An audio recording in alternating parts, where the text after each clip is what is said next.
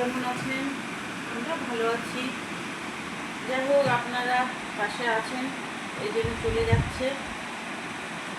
আজকের আবার lunch menu নিয়ে চলে এলাম। তার আগে দেখে নিন,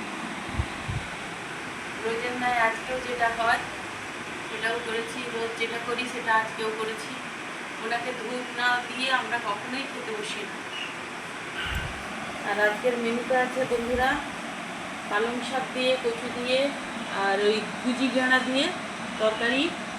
এটা করেছি দই হিঁচড়, আর এই যে গরম সাদা ঝুরঝুরে ধোঁয়া ওঠা ভাত, মাছ ভাজা, আর এই যে কুমা শাক সেদ্ধ বন্ধুরা। আর কিছু করিনি। এই দেখুন, আলু দিয়ে মাখা, পেঁয়াজ দিয়ে, ভাজা লঙ্কা দিয়ে মাখানো হয়েছে।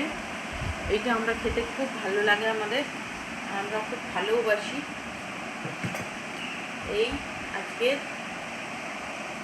আপনাদের কার ঘরে কী হয়েছে বন্ধুরা জানাবেন একটু। আপনারা তো আর কমেন্টও করেন না, লাইকও করেন না, শেয়ারও করেন না।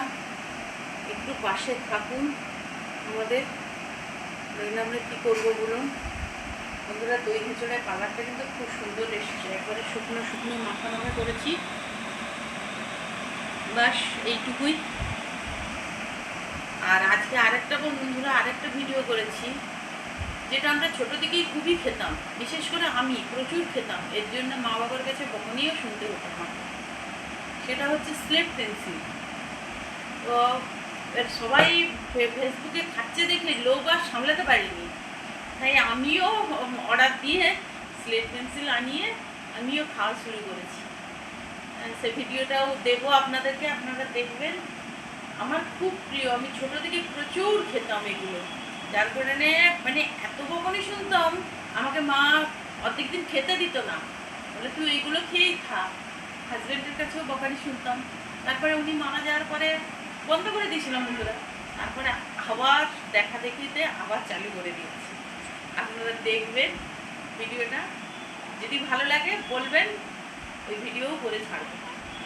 ঠিক আছে বন্ধুরা, তাহলে আজকে খাওয়া দাওয়া করি, আপনারাও খাওয়া দাওয়া করুন। ঠিক আছে, রাখলাম। শুভ দুপুর আবার জানালাম। ঠিক আছে, এই পর্যন্তই।